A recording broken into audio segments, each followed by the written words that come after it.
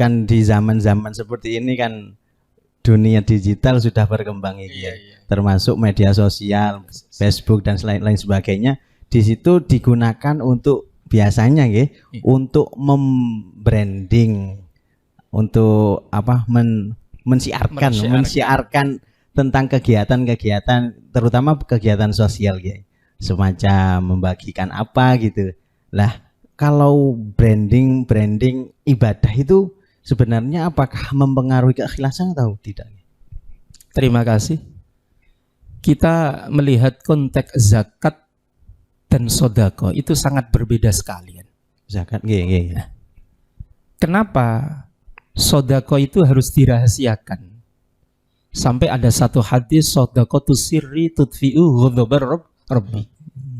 Sodako yang sirri, yang tidak kelihatan dan dirahasiakan, itu adalah tutfi'u ghadabar rabbi. Tapi lantas kenapa zakat itu harus dipertontonkan, harus dipublikasikan, dibrandingkan dan sebagainya? Itu pada dasarnya adalah ilatnya, alasannya adalah agar supaya orang itu menyontoh amal ini. Maka dari konteks ini, lebih-lebih bagi seorang tokoh yang menjadi panutan, jikalau amal ibadahnya terus disimpan dan tidak ada yang mengetahui, lantas bagaimana orang lain akan menyontoh amal ibadah tersebut? Satu contoh seperti ini. Ada seorang kiai tidak mau ke masjid, takut tidak ikhlas kan gitu. Takut tidak ikhlas. Takut tidak ikhlas. Ya. Maka ibadah di rumah saja agar supaya bisa ikhlas. Padahal ini seorang tokoh, seorang panutan, tidak mau ke masjid. Lantas lalu bagaimana kalau perbuatan seorang tokoh ini dicontoh oleh masyarakat umum?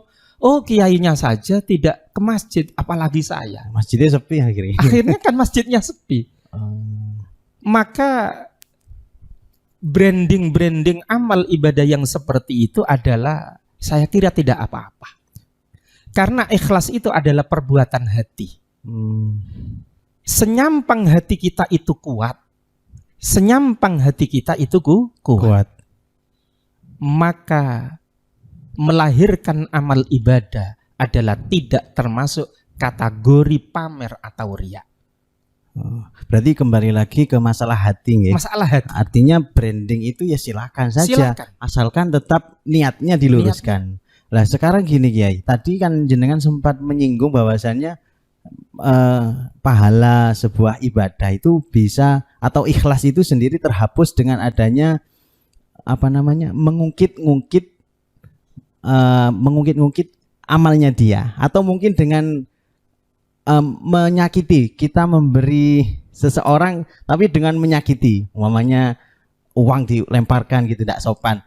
Lah saya juga pernah mendengar bahwasanya di Al-Qur'an diterangkan bahwasanya itu menghapus pahala Kiai. Nah, artinya begini ya Kiai. Kalau ikhlas itu datangnya atau dilihat dari hati Kiai, apakah pekerjaan yang membatalkan ikhlas itu apakah juga melihat tujuannya Kiai? Artinya Kiai, kalau orang mengungkit-ungkit ibadahnya umpamanya, oh aku iki biyen sing bangun masjid, aku iki biyen yang nyumbang ini, tapi niatnya itu untuk supaya dicontoh umpamanya Kiai. Tapi dia mengungkit. Apakah ini dengan hanya mengungkit meskipun tujuannya baik juga menghapus pahala atau gimana? Atau mungkin dengan cara menyakiti seseorang agar dia lebih semangat bekerja. Kamu iki ojo ngemis tok, nyok tapi duit ndak pantas enggak? Kan kadang menyakiti. Gimana Kiai penjelasannya? Ini di dalam Al-Qur'an sendiri kan sudah jelas. Fa ingsawa di dalam bab sedekah kan. Jadi la tubtilu shadaqatikum bil manni wal adha. La tubtilu shadaqatikum. Janganlah kamu membatalkan amal sedekahmu bil manni wal adha, dengan cara mengundat-undat atau menyakiti. Salah satu contoh seperti ini. Ada seorang membawa proposal. Ya saya kasih. Ini kan juga memberi. Tapi pemberian ini diembel-embeli dengan menyakiti. Menyakiti. Iki saiki tak kei, tapi meneh ojo balik maneh. Ini kan juga menyakiti. Nggih, nggih. Maka amal yang model seperti ini adalah batal. Batal. Sama sekali tidak mendapatkan pahala. Malah kalongan duit. Malah kalongan duit. Tidak mendapatkan pahala, sudah hartanya habis, tidak mendapatkan apa-apa kan gitu. Kalau tujuannya baik juga enggak boleh nggih. Tujuannya baik ya kurang baik hal yang seperti itu dikerjakan kan. Nggih, Nah, nggih. ya mendingan ya kita ambil aman saja Ambil aman nggih. agar supaya amal ibadah kita ini tetap diterima oleh Allah diselamatkan, nggih. Subhanahu wa taala kan gitu. Amin, amin. Pada dasarnya gini Ustadz ya. Yang penting itu hati kita kan, hati kita kan. Sampai ada satu cerita di dalam, kalau tidak keliru di dalam kitab tafsir As-Sawi itu. Nggih. Ketika Nabi Muhammad SAW melihat seseorang yang berpakaian jelek sekali kan. Berpakaian jelek sekali. Lantas ditanya oleh Nabi, alaka malun gitu. Apakah kamu memiliki harta? Apakah kamu memiliki harta? Naam ya Rasulullah katanya. Saya punya harta. Tapi kenapa bajumu kok jelek? Gitu. Lah ini kan konteksnya beda ini. Konteksnya Nabi, akhirnya Nabi mengatakan fa'amma bini amati rabbika fahadis. Maka berpenampilan yang ganteng, berpenampilan yang baik, berpenampilan yang sekiranya bisa menarik orang. Ini kan kembali kepada hati kita. Betul.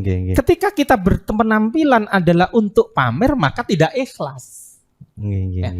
Tapi ketika kita itu berpenampilan yang bagus seperti ini adalah untuk tahadus bin ni'mah, maka ini dipersilakan di dalam Al-Quran itu.